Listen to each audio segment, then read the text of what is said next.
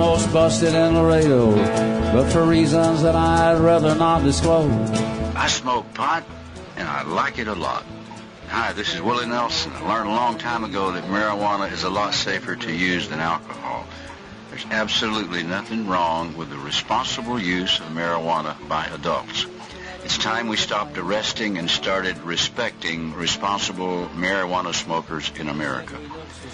And to learn what you can do to help, please contact NORML at www.norml.org or call toll-free at 888-67-NORML.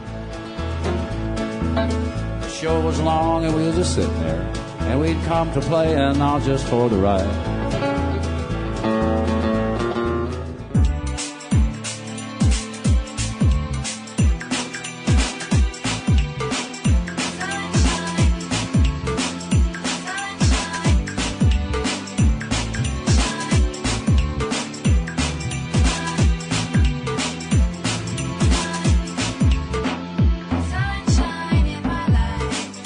And distributed by the National Organization for the Reform of Marijuana Laws in Washington, D.C. This is your daily audio stash, the growing truth about cannabis. Welcome to the most popular audio podcast regarding marijuana in all of America and all the world, featuring interviews with scientists, politicians, doctors, prohibition policy activists, regular cannabis consumers, musicians, and NORML staff and NORML's board of directors, along with music and comedy no other podcast can offer. You can always find out more about the show at our website, normalaudiostash.com. We're ending marijuana prohibition with education, one listener at a time.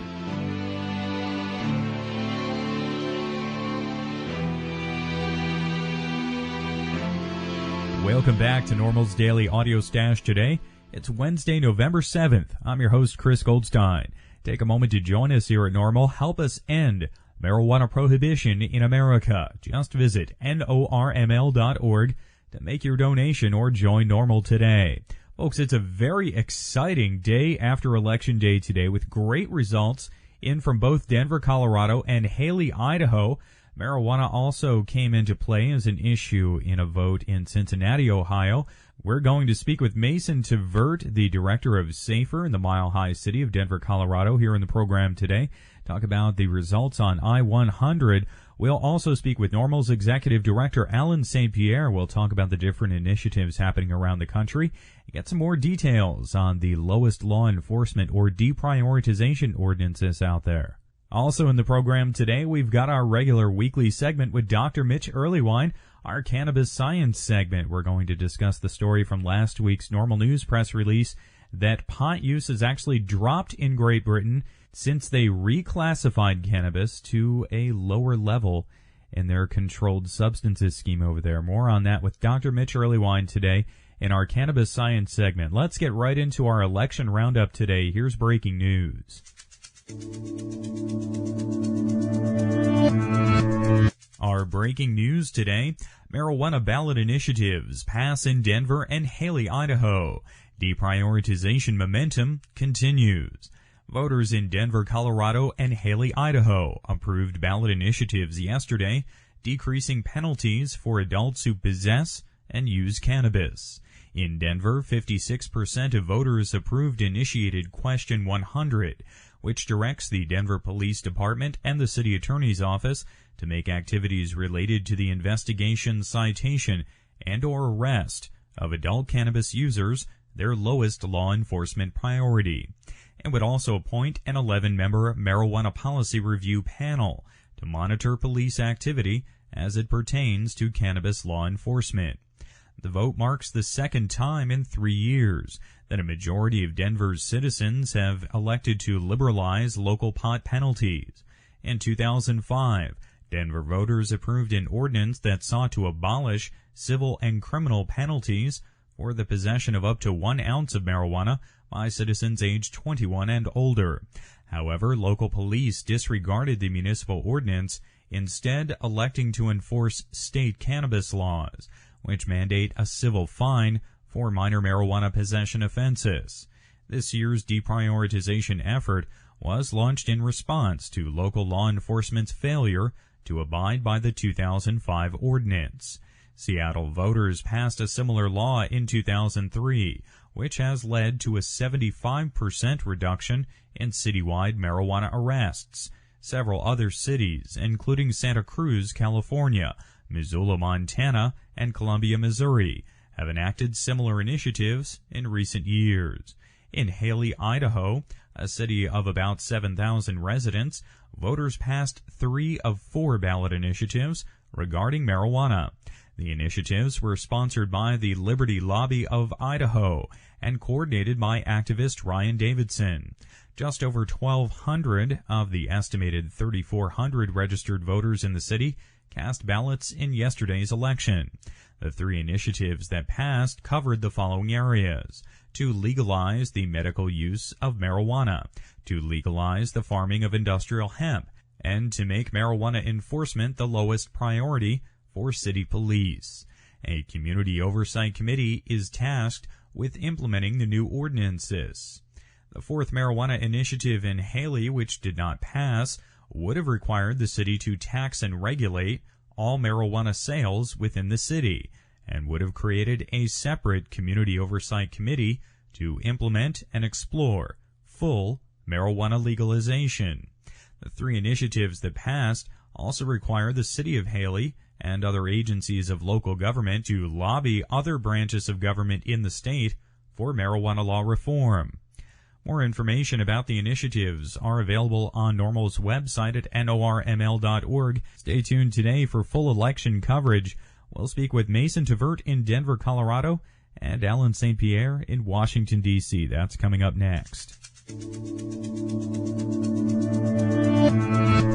And starting off our election roundup today, we are going to speak with the director of SAFER in Denver, Colorado, Mason Tvert. I-100, the initiative to make marijuana the city's lowest law enforcement priority, passed yesterday. Mason, welcome back to the show. Well, an exciting day today, Mason. I-100 passing. Thanks for having me. With about 56% of the vote. Are you surprised by the good turnout in what is an all-mail-in election? Honestly, I am a little surprised. We were concerned that turnout was going to be really low, and a whole lot of votes came pouring in this last couple days. So we're glad to see that. It is still a little low, but there's more support now than ever before, which is very interesting. It's lower turnout than last year, but more support in the city. So it's clearly a growing trend. And this vote was a very clear indication, Mason, of Denver voters' commitment to ensuring a change in marijuana enforcement policy there. Yeah, absolutely. I mean, the people couldn't make it any clearer, and in light of the fact that both of the major newspapers in Denver, the Rocky Mountain News and the Denver Post, encouraged voters to vote no on this, as did every city official and the police and so on. The fact that they still came out and voted yes on it really sends a strong message. Now, the city government there must be taking a hard look at this vote today. How do you think they will move forward from here? It'll be interesting. As of right now, they've kind of signaled that they might be trying to sidestep this once again, and we're certainly going to do everything we can to bring the issue front and center and really ram it down their throats and make them explain why is it that Seattle can implement this type of measure? Why is it that Missoula, Montana, just a couple weeks ago, can implement a policy stating police shall not arrest people? Why is it that these other cities that pass these measures are implementing them successfully, yet our city somehow says they're unable to do so? It's a good question. I hope they have a good answer. Now, you mentioned Seattle there, where there was support for deprioritization on the city council. The head of the Denver City Council said to the Denver Post today he wasn't sure how to implement the new ordinance. Is city council support perhaps the issue now? In Denver, they certainly don't. We have a couple council members, newer members, who have suggested that they support changing the law overall, but they said they didn't support this just based on it, state and federal law. They're clearly just not well informed on the issue. We've made it very clear that state and federal law do not matter in this case, but they're the minority when it comes to the rest of the council, and many of them are new, so they might be a little worried, but it's going to take more and more of these types of elections and these types of victories to get these people to come around and start taking a better position on this. And yet, city councilors in Denver and other politicians must be taking note of this vote today, as these folks rely on those very same citizens to elect them to their posts. That's absolutely right, and that touches on a point that has frustrated me for some time, which is that despite support for this issue and reforming marijuana laws, what we're seeing is that it's just not a high priority for a lot of voters. The same voters who approved this initiative also voted for these officials. And it's upsetting, but I think more and more as these measures pass and as our city officials continue to cause such trouble and be so stubborn, I think they're probably going to start losing votes, and that's what it's going to take is more and more of this moving forward and them having to explain themselves, and hopefully who knows, maybe we'll see a council member go down as a result. It would certainly be very cool. Now, Denver is not the only city where there have been safer initiatives. Some of them have been on campuses as well. But Mason, has this work and success in Denver perhaps spurred some further activity on this theme in Colorado? What we do like to do is work with other organizations, particularly NORML chapters and NORML chapters on college campuses especially. And what we do is we work with these other organizations to run safer campaigns and to run ballot initiatives and other, media campaigns and so on to raise attention to this issue.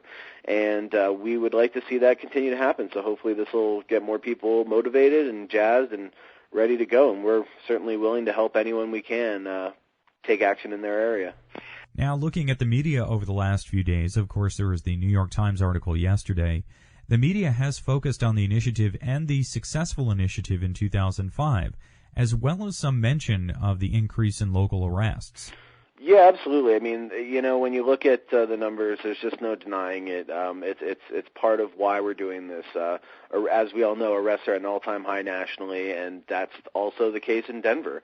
And it doesn't need to be. You look at a city like Seattle, where they have had arrests going down every year versus a city like Denver where they've been going up every year. And, it just goes to show that cities can opt out of this marijuana prohibition. They can say, not us. We're not going to take part. And we would like to see Denver become one of those cities. Now, Mason, is there something specific about voters in Denver or voters in Colorado that make this such a strongly supported issue there? It's a great question. I certainly think that, this is a city that was ready for this, and if I said that we came here and turned the city around so they support this, I'd be lying. I mean, there's clearly a lot of support for reform before we even started these efforts. But what we've done is we've managed to harness that desire to see changes, and I would not be surprised to see these types of efforts go on elsewhere. It just so happens that when it comes to running any sort of campaign or anything related to an election, you just don't have the resources there to do it unless there's a chance you're going to win. And that's certainly the case in Denver and some other places in Colorado, but it may not be in other cities. And we really encourage those people in cities where change doesn't seem possible to take action. I mean, even if they can't pass an initiative, nothing's going to change until we get the message out there to people and get them thinking about this, because when people think about this is when we win. You mentioned the funding and the volunteers, so let me ask you about the nuts and bolts of running this ballot initiative. How many staffers and volunteers did it take to make this happen?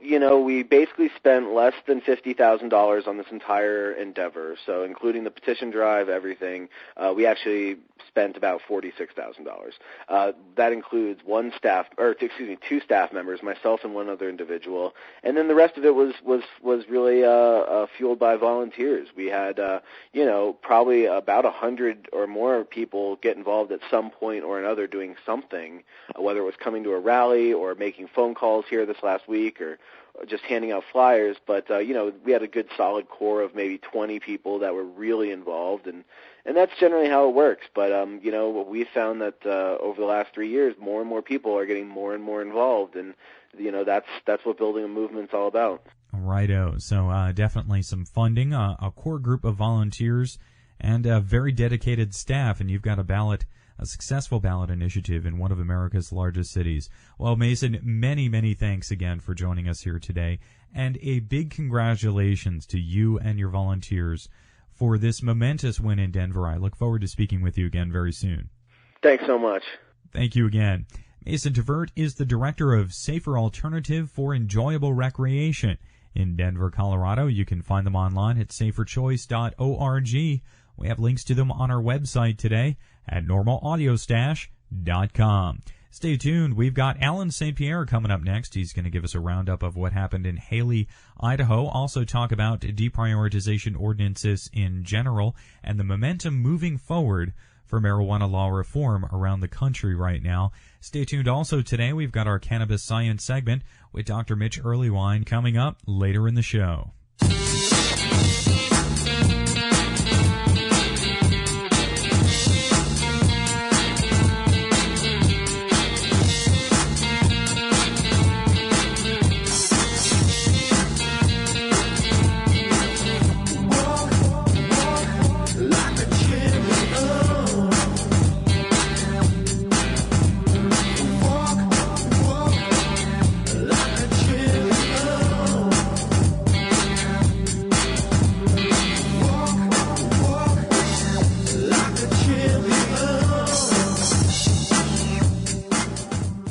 Joining us next for our Election Day Roundup is NORML's Executive Director, Alan St. Pierre from Washington, D.C.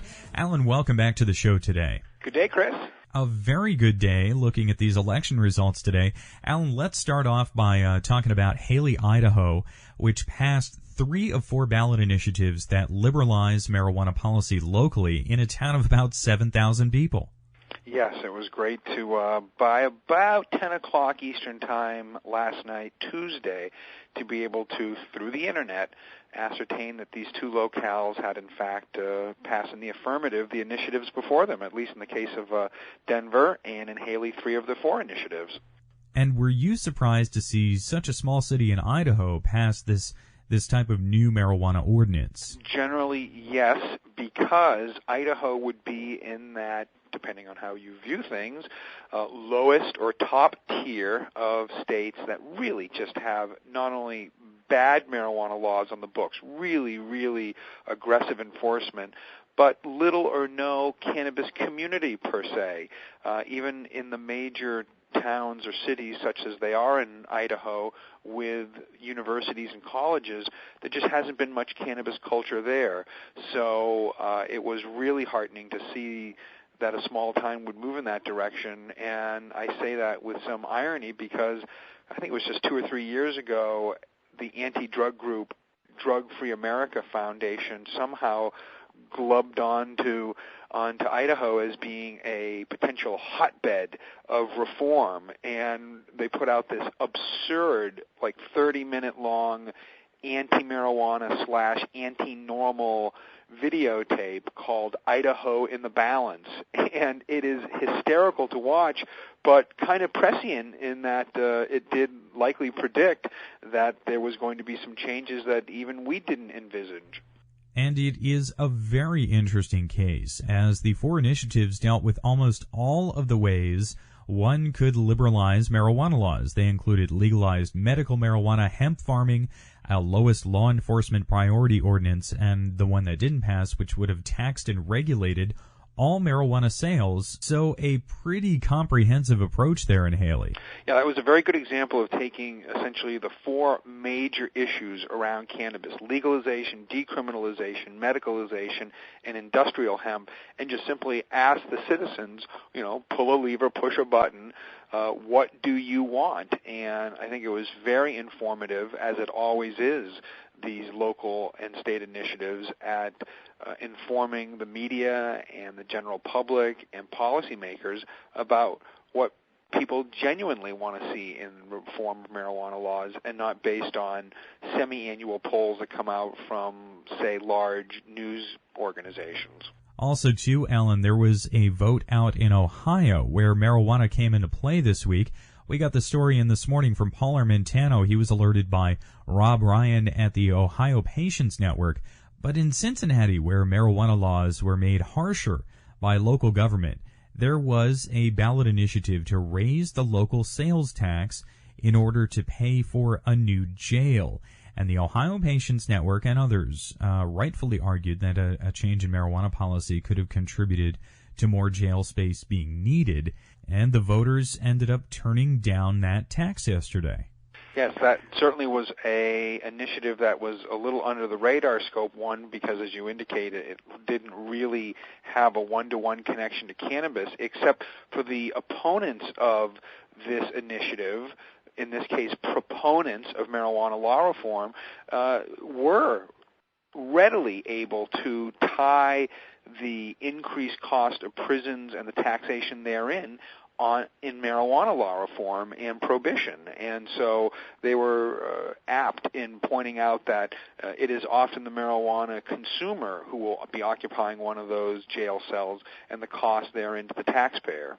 Now, Alan, while this was kind of a quiet off-election year, especially with the big presidential race coming up next year, these marijuana issues really showed that there is a lot of support for a change in marijuana policy. Just look at Denver, where there were over 39,000 votes cast in a mail-in only election voting in favor of I-100. Shows just how serious voters are when they get the chance of voting on an issue about marijuana liberalization. They are, and it is with lots of credit to Mason and Safer that they are now mobilized and educated 3 years into this effort. And so not only did it pass there with some flying colors, but it now joins Seattle, Missoula, Columbia, Missouri, Amherst, Massachusetts, Ann Arbor, Madison, Wisconsin, all places that in the last 10 or 15 years have either decriminalized or brought to the lowest police priority cannabis law enforcement. And so I think it's very, very heartening to see what came out of Denver, and I think it bodes well for a potential statewide initiative next year or the year after. Righto. Now, Alan, let's talk a bit in general about marijuana deprioritization and making it the lowest law enforcement priority. We've mentioned the 2003 ordinance that went into effect in Seattle, and there has been a dramatic decline in minor marijuana possession arrests there. But there have been cities like Denver where these have been pushed aside by local governments, and they say it's trumped by state or even federal law. Is there any precedent for that interpretation? Well, I think what the local officials are doing is to their jeopardy. They're not following Tip O'Neill's famous maxim that all politics are local. And in seeing the vote totals, they should wantonly follow the will of the voters in this situation, in that no rights are being taken away, there is no injury being cast to others. If these votes are affirmations of the will of the voters. And so, to have the city council in Denver claim, I think quite incorrectly, that they could not follow the will of the voters and make marijuana a deprioritized law enforcement endeavor, and that they somehow have to roll over like a dog and give their belly up to the federal government on this, is absurd. There are many dozens of examples around the United States of local municipalities that have much more tolerant and enlightened marijuana policies and laws than do their state, than do the federal government. So one of the great things about our country is if your local mores and values dictate a certain policy decision, well, we allow for that in this country, and that is, by definition, I think, the laboratories of democracy. Now, Alan, there have been a number of these lowest law enforcement priority initiatives around the country. You mentioned Amherst, Massachusetts. Tell us about some of the other places in the U.S. that have localized marijuana reform in place. It does seem to be getting more common. In some ways, there are some there's three different levels here, if you will. There's the official decriminalization policies that happen, and good examples of such would be Columbia, Ann Arbor, and Madison. My old stomping grounds of Amherst, Massachusetts, they passed an initiative some years ago to very much tell the police to make marijuana a low priority. They didn't decriminalize it. They just simply made it a low priority, kind of similar to what's gone on in Denver. However, I should remind folks that Colorado and Denver is a state that already has decriminalized 1 ounce of marijuana with a $100 fine. What Mason and Safer and company were trying to do was bring that from a $100 fine to a $0 fine. And then other examples, and the lowest common denominator here is clear. Austin, Gainesville, Boulder, all of these places, Chapel Hill, these are where the big college towns are, Burlington, Vermont, places where the state itself has not officially decriminalized marijuana, but within the municipality that houses the big flagship state university, in practice, they've decriminalized marijuana. And one of my favorite examples of decriminalization that is unspoken, largely, is in Pittsburgh. And this takes a little bit to explain. And the Commonwealth of Pennsylvania has some pretty harsh marijuana laws, generally speaking. But in Pittsburgh, about 15 years ago, there were some race riots going on, a lot of tension going on in the city. There was a blue ribbon commission that was put together. Groups like NORML were asked to come and testify. And one of the things that came out of this meeting was that the interface between the African American community and law enforcement was greatly enhanced by marijuana prohibition. Pittsburgh is a city of front porches and stoops and people hanging out, and so when people were using marijuana, it made it really readily easy for police to detect it when they were walking down the street or on bicycle patrol. And so they started just to set up these constant harassments between the two entities.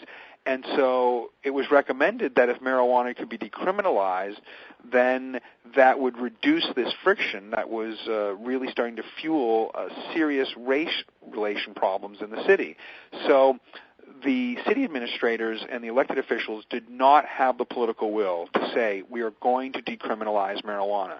So what they did was came up with an ingenious plan, if you will, and that is, almost 100 years ago in Pittsburgh, when it was a sort of thriving city, and it's a very hilly city with lots of streetcars, and 100-plus years ago, the communications were mainly driven by early telephone and or wire services with above-ground wires. Well, back then, a law was created called the Noxious Weed Act, and for a citizen, a resident who did not keep these noxious weeds from growing outside their property and pulling down utility lines, people got these small fines.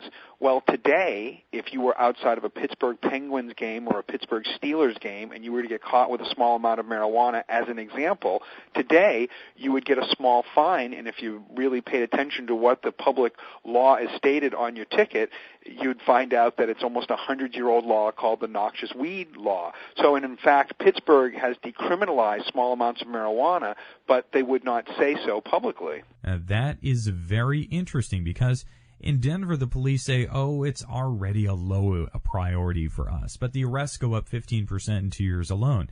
And the law enforcement opposition to these deprioritization ordinance, they always follow that same line. Well, just vote no on the initiative because we already consider it a low priority. Now, obviously, it's tough to trust those statements, so these ballot initiatives confirming the community's sentiment on this issue is so very important. Well, it's very important on a couple different levels. One is we should not, in my personal view, leave this much subjectivity to both police and prosecutors about who's going to get prosecuted and into what jurisdiction, whether it's local, county, state, or federal.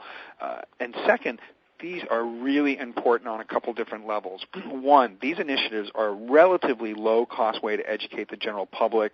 It motivates cannabis law reform supporters. It directs the media to the issue of marijuana law reform. And lastly, it instructs elected policymakers of the will of the citizens regarding cannabis law reform. So whether or not the officials move forward with the law, which would be unfortunate, such as it is in Denver, that they did not.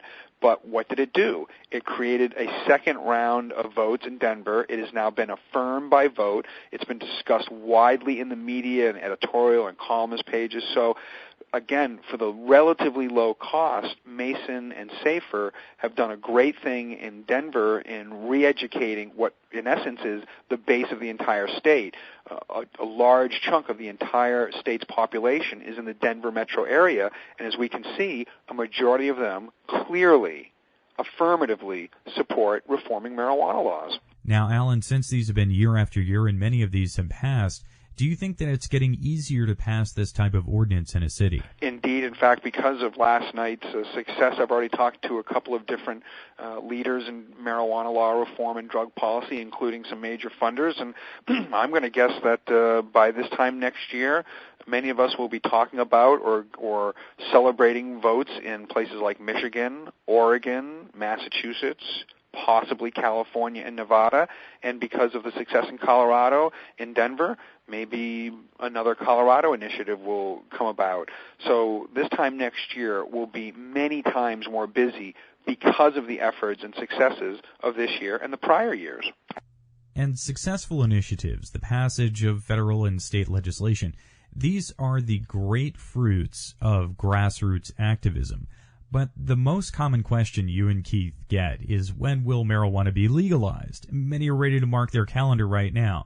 But how do steps like what we saw in Haley, Idaho, and Denver, Colorado, are these the things that really bring us closer to that date? Well, absolutely, because when we break down the three, or if you will, four ways that marijuana laws can actually legally be changed. I mean, we've got legislation at the federal level, we've got state legislation, we've got public initiatives, and then we've got executive orders from governors and presidents. Well, let's discount the last one. It doesn't seem like any governor or president is going to issue an executive order to get us out of this terribly misguided prohibition of marijuana. So we know that here in Washington, D.C., the federal government is always the last to catch on to these changes and currently is still very recalcitrant regarding marijuana law reform. So that really only leaves city or municipal and state initiatives along with legislation to change the laws. Yes, we can continue to litigate where possible, but in the end, when a person asks rightly, when will marijuana laws reform? Well, it's when they get involved in sort of officially informing their elected officials through their vote that they want to see these reforms happen. So whether they're plebiscites, which have been happening for years up in Massachusetts, or whether they're binding initiatives that have happened in places like California and with Prop 215, which set forward this cataclysmic change in medical marijuana laws in this country, it all begins with the individual stakeholder caring and getting involved. Righto. Well, Alan, this has been a great conversation here today. I really appreciate you taking time out of a busy day at the NORML headquarters in Washington to join us for our election roundup here today. Indeed. Thank you very much, Chris. Alan St. Pierre is NORML's executive director. You can contact him through NORML's website at norml.org. Stay tuned. We've got our cannabis science segment coming up with Dr. Mitch Earlywine. Have you ever wondered what Amsterdam is all about?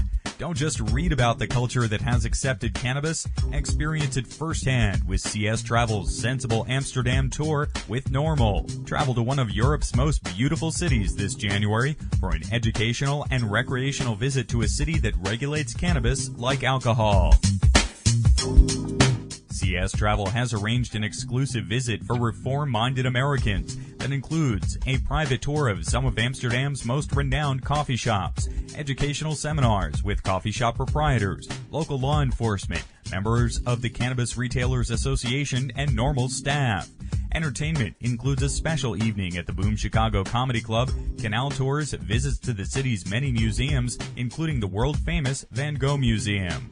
Don't just wonder about Amsterdam, experience the beauty and freedom of this unique city firsthand with CS Travel and NORML's Sensible Amsterdam Tour. Pricing information is available online at coffeeshoptravel.com. That's coffeeshoptravel.com. Or call toll-free at 800-816-1846. That's 800-816-1846. Be a sensible American. Visit Amsterdam with CS Travel and NORML this January. Call 1-800-816-1846 right now to book your trip. More information is available at norml.org.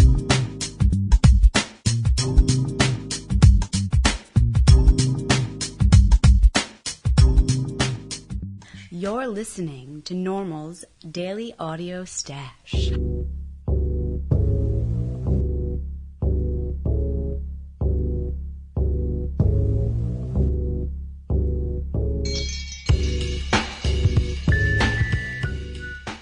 Each Wednesday here on the Audio Stash, we get the chance to talk about the science of cannabis with Dr. Mitch Earlywine. Mitch is professor of psychology at the State University of New York. He's author of Understanding Marijuana, A New Look at the Scientific Evidence, editor of Pot Politics. He's got a new book coming out in the winter called A Parent's Guide to Marijuana, and you can catch a monthly column from Dr. Mitch in High Times Magazine. Mitch, welcome back here to the show today. Great to be on the show, Chris. Always good to speak with you, Mitch. Today we get to discuss an exciting report out last week from the UK. The headline in Normal News last week was, Britain pot use drops following drugs reclassification. Illicit drug use hits record low after cops cease arresting minor pot violators.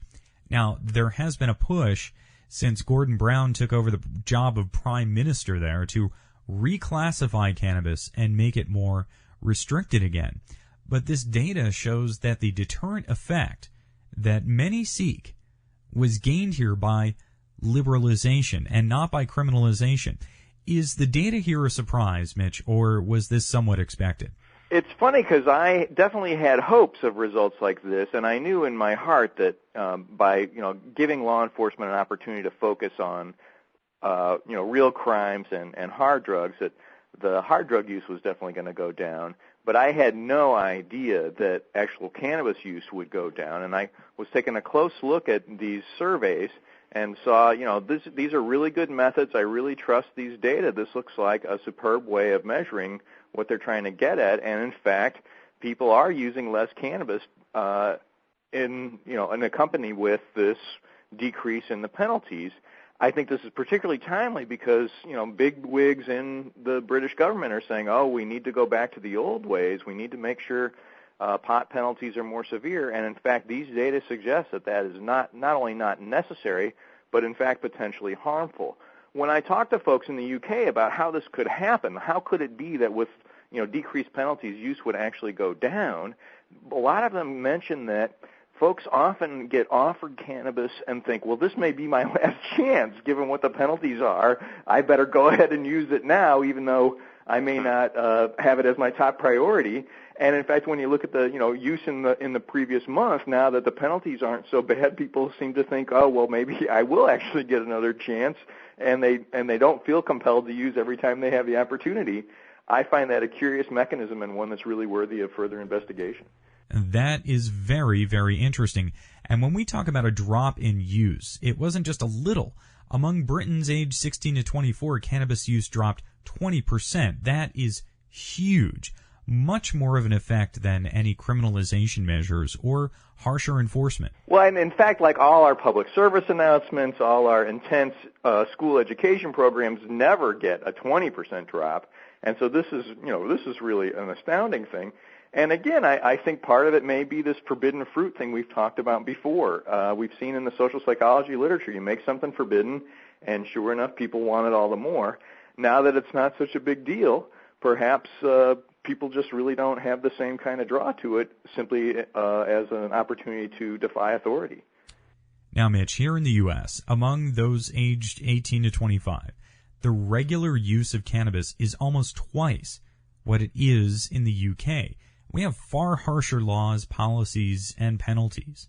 Well, and it's intriguing because although the age groups aren't exactly parallel, we're talking about essentially, half that many in the UK in a comparable age are using. Is this just the result of a difference in criminal penalties? We'll never know for sure. But it looks like this drop, at least, is definitely something we can attribute to this change in legislation. I particularly want to point out that when these laws first changed a few years ago, everyone was worried about some outrageous increase and things were going to go awry immediately. And although there were a few complaints about, more public use, the police cracked down on that without having to change the laws about possession and penalties for possession. And they've gotten use down. They've gotten, these changes in hard drug use.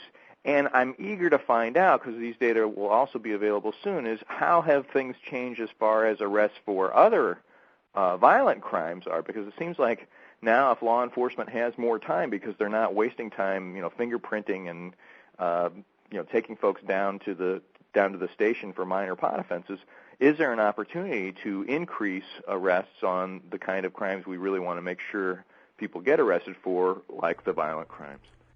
Also, Mitch, when it comes to these classification designations, it seems like the model in the UK is similar to the one we have here in the United States under the Controlled Substances Act.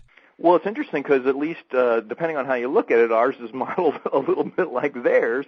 The bottom line here is this classification makes it so that law enforcement officers are certainly still allowed to arrest folks if they feel like there's some kind of aggravated circumstances. So if you're smoking pot at your high school on school grounds, you're going to get arrested. But with this Class C classification schedule, essentially the police can confiscate your pot until you go home. And that's the kind of thing where you can see how that's going to take markedly less time, still be a deterrent in the sense that police officers are involved, but doesn't have any of these outrageous negative consequences as far as draining law enforcement time or time in the justice system. Also, GW Pharmaceuticals, the maker of the sublingual natural cannabis spray, Sativex, they're based in the UK. So is the British drug classification scheme a bit easier for scientists to work under when conducting cannabis research?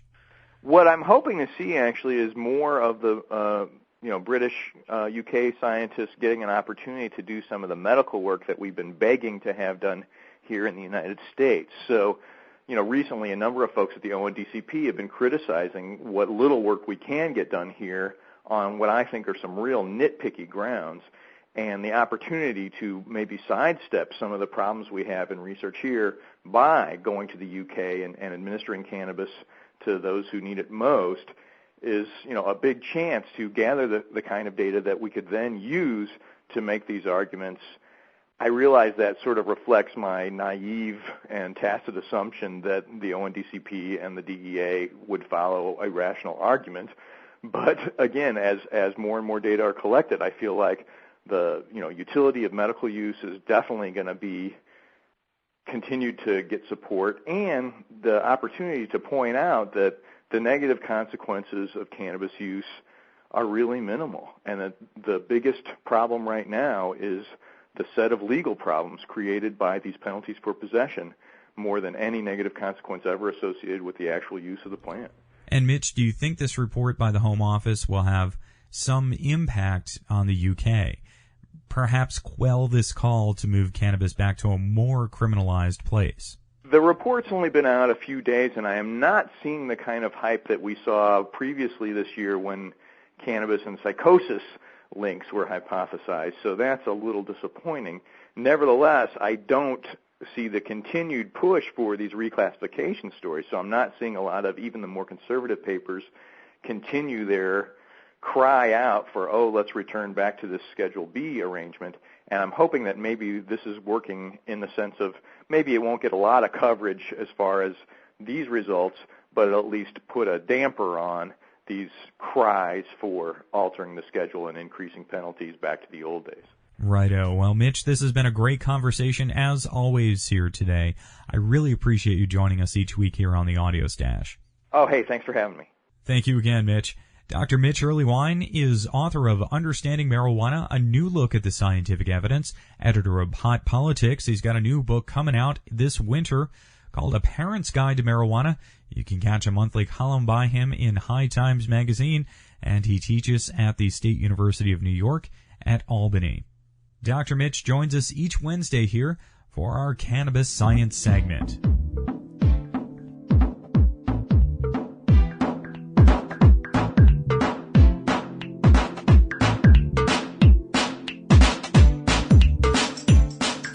Listening to NORML's Daily Audio Stash, the growing truth about cannabis. Make sure you visit our website at normalaudiostash.com. That's NORMLAUDIOSTASH.com for more information about every day's show. I'm your host, Chris Goldstein. Thanks for listening today. See you at 4:20 tomorrow.